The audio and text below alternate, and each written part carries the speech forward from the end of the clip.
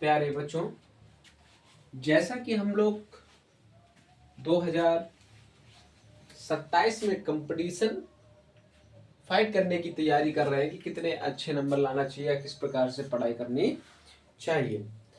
तो प्यारे बच्चों, आज से बैच शुरू करते हैं। कल तो बताया था कि किस प्रकार से आपको पढ़ना है और किस प्रकार से आपको पढ़ना नहीं है। तो आज हम लोग शुरू करते हैं प्रथम चैप्टर, और चैप्टर का नाम है रासायनिक अभिक्रिया एवं समीकरण, केमिकल रिएक्शन एंड इक्वेशन। तो देखो बच्चा, लड़के हो, शुरू से ही तुम्हारे ऊपर भार आ जाएगा। जब क्लास 12 क्लियर करोगे ना तो मालूम चलेगा। जब यदि बेस कंप्लीट नहीं होता है ना तो क्लास 12 के बाद आप 2 साल कम से कम बेस कंप्लीट करेंगे, और फिर सिलेक्शन में आपको क्या हो जाएगी, देरी हो जाएगी। तब तक मम्मी और पापा काफ़ी, अब ज़्यादा कुछ नहीं कहेंगे, समय के साथ आपको मालूम होता हुआ चला जाएगा। तो लक्ष्य को पाने के लिए यदि हम तन मन और धन लगा देते हैं तो सच कहता हूं दोस्तों, कुंडली के सितारे भी अपनी जगह बदल देते हैं। तो प्यारे बच्चों, स्टार्ट किया जाता है, फिर चालू करें। तो चैप्टर का नाम है रासायनिक अभिक्रिया एवं समीकरण। तो देखो, रासायनिक अभिक्रिया एवं समीकरण में आपको पढ़ना क्या है, तो एक एक बारीकी से समझते हैं। जो ना आए तुरंत आप लोग क्या करेंगे, कमेंट्स करके बता देंगे। नेक्स्ट पार्ट में आपको हम क्या कर देंगे, उसकी जानकारी दे देंगे। तो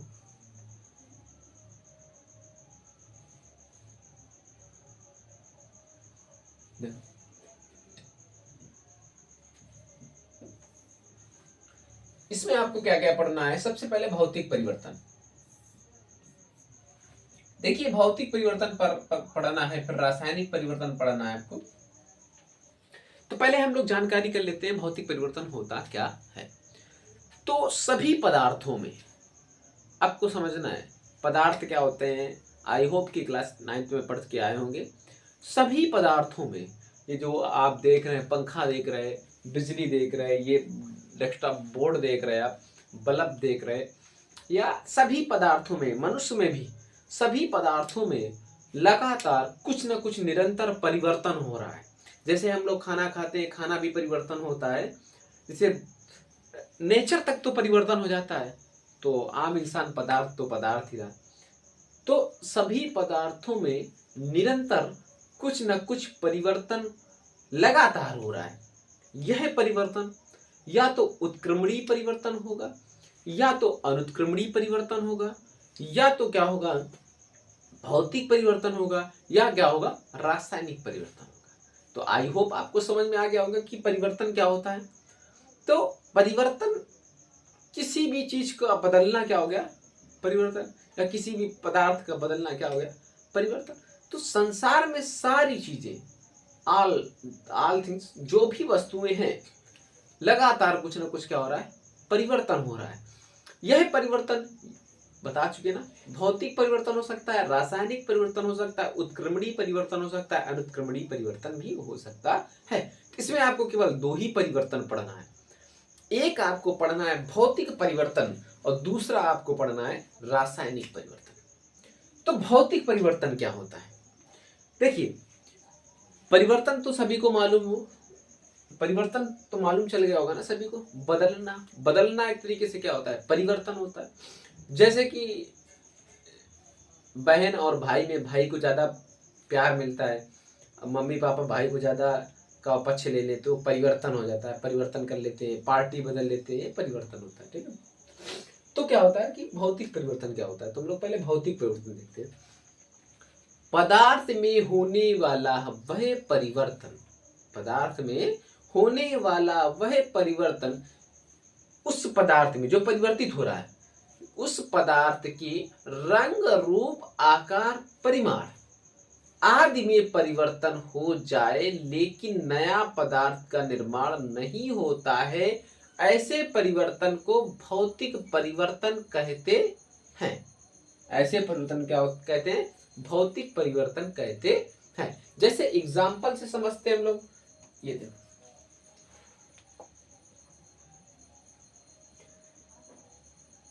अब देखिए, ये क्या है? बर्फ। ये क्या है प्यारे बच्चों?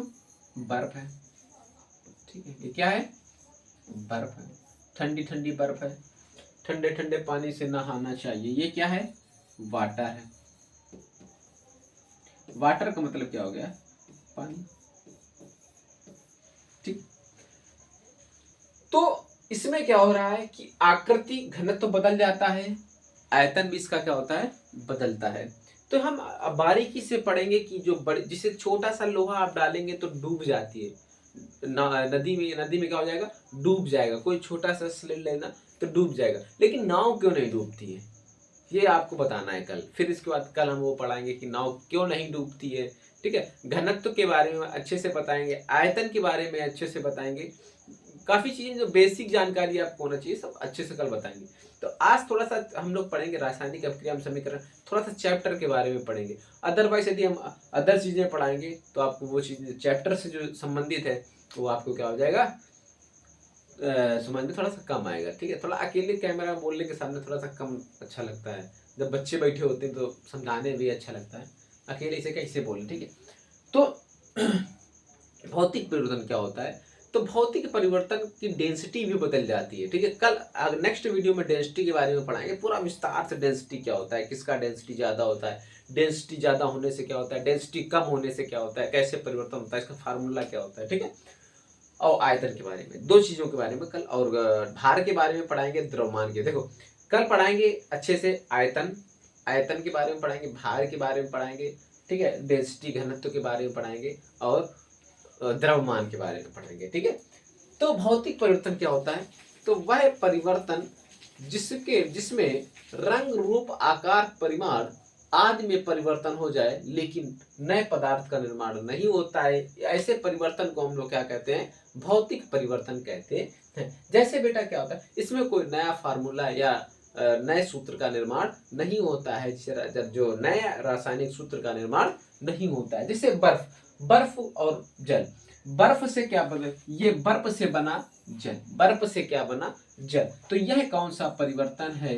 तो इसको बोलेंगे भौतिक परिवर्तन। कौन सा परिवर्तन बोलेंगे? भौतिक परिवर्तन। भौतिक परिवर्तन क्यों बोलोगे? क्योंकि इसमें किसी भी नए सूत्र का या नए पदार्थ का निर्माण नहीं हुआ है। इसका भी रासायनिक सूत्र H2 होता है, जल का भी रासायनिक सूत्र क्या होता है? H2O होता है। कोई नए पदार्थ का निर्माण नहीं हुआ, इसलिए इसे हम भौतिक परिवर्तन कहते हैं। इसलिए इसे हम क्या कहते हैं? भौतिक परिवर्तन कहते हैं। इसे क्या कहते हैं? अस्थायी परिवर्तन भी कहते हैं। अस्थायी परिवर्तन का मतलब ये बदलता नहीं है, इसलिए हम लोग इसे अस्थायी परिवर्तन भी कहते हैं। तो आपको समझ में आ गया होगा कि भौतिक परिवर्तन में कोई नए पदार्थ का निर्माण नहीं होता है। जैसे बर्फ से क्या होता है? जल बनना, या जल से क्या बनना? बर्फ बनना। दोनों के रासायनिक सूत्र H2O ही होता है, इसलिए इस परिवर्तन को क्या कहते हैं? भौतिक परिवर्तन कह सकते हैं। आपको देखो एग्जाम्पल और सिर्फ दिखाते हैं भौतिक परिवर्तन के। देखिए भौतिक परिवर्तन के कुछ हम टॉप एग्जाम्पल लेके आए जो कि बार बार एग्जाम में क्या होते हैं? पूछे जाते हैं। तो भौतिक परिवर्तन क्या होता है? जल से बर्फ बनना, जल से वाष्प बनना, ये क्या है? भौतिक परिवर्तन है। तौलिया में पानी का सुखा लेना, कोई नए पदार्थ का निर्माण नहीं होता है। जैसे कागज के टुकड़े को फाड़ना, जैसे ये कागज है, ये कोई कागज है, और कागज को फाड़ना, जैसे कि प्यारे बच्चों कि ये कागज है, ये क्या है? कागज है। ये क्या है? कागज है। इसको हम चाहे इस प्रकार से क्या कर दें? मोड़ दें। मोड़ने के बाद भी कोई नए पदार्थ का निर्माण नहीं हुआ, इसलिए इसको भी कहेंगे भौतिक परिवर्तन। एक एग्जाम्पल वेरी मोस्ट इंपॉर्टेंट है, मोमबत्ती का पिघलना और मोमबत्ती का जलना। मोमबत्ती का, इसको नोट कर लेना जरूर, मोमबत्ती का पिघलना और मोमबत्ती का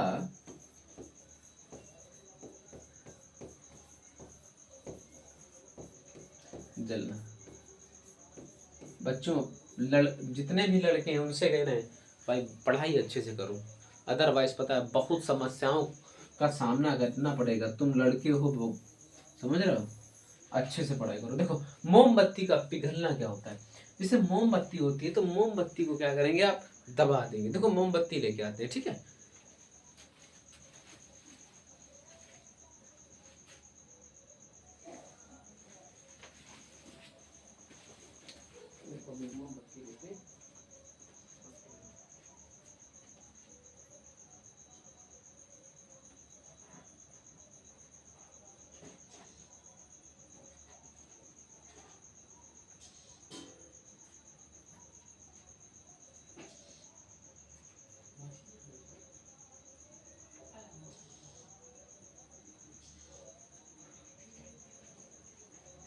जैसे कि प्यारे बच्चों हम लेके आ गए मोमबत्ती।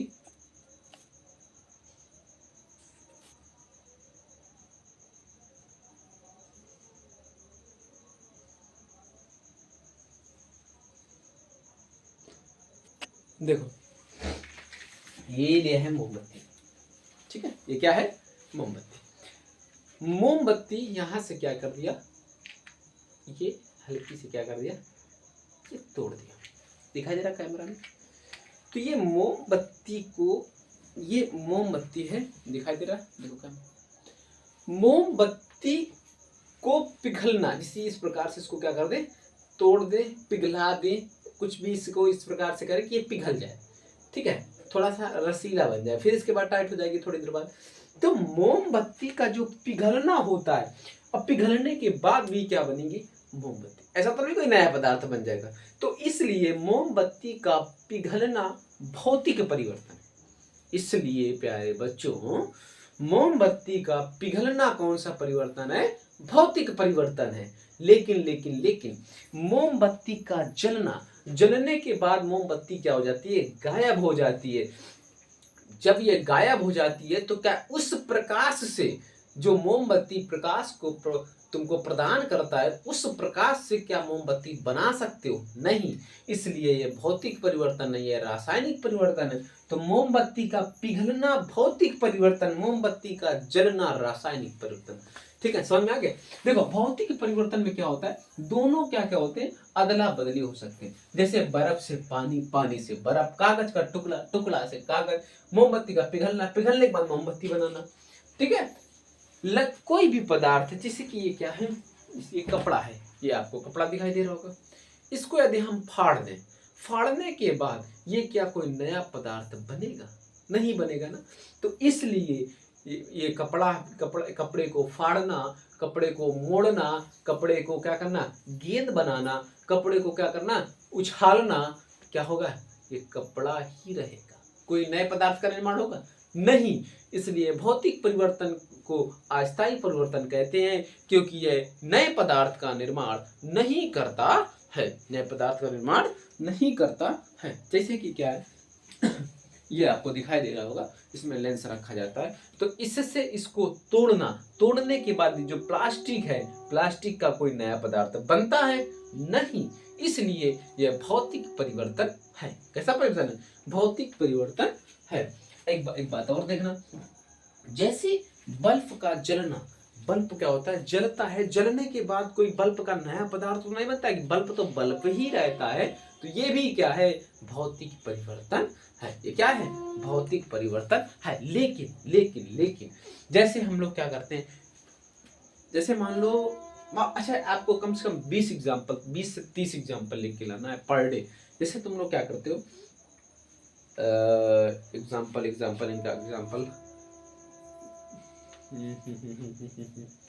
जैसे तुम लोग पानी पीते हो, H2O तुमने खाना खाया, खाना खाने के बाद, खाना से सुबह जाते हो, जाने के बाद क्या आप लोग उस खाने से क्या, उस खाना, जो खाना पचता है, पचने के बाद क्या आप पुनः उस खाने को खाना बना सकते हो, नहीं। तो ये बताएंगे आगे की कौन सा परिवर्तन होता है। तो आई होप आपको समझ में आ गया होगा कि भौतिक परिवर्तन किसे कहते हैं। अब आ गया जो रासायनिक परिवर्तन क्या होता है, तो रासायनिक परिवर्तन सेम उसी प्रकार से होता है। पदार्थ में ये तो मालूम हो गया होगा आपको कि सभी संसार में सभी जो वस्तुएं हैं या पदार्थ है, निरंतर कुछ न कुछ परिवर्तन होता जा रहा है। यह परिवर्तन या तो भौतिक परिवर्तन, या तो रासायनिक परिवर्तन, उत्क्रमणीय परिवर्तन, या तो अनुत्क्रमणीय परिवर्तन। अब हम लोग देखते हैं, आज दो ही चीजें पढ़ेंगे, केवल भौतिक परिवर्तन और रासायनिक परिवर्तन। कल हम लोग पढ़ेंगे आविकारक और उत्पाद, लेकिन पढ़ेंगे बहुत ही अच्छे ढंग से पढ़ेंगे, ठीक है, कि एक एक पॉइंट आपको क्या हो, क्लियर होते हुए चले।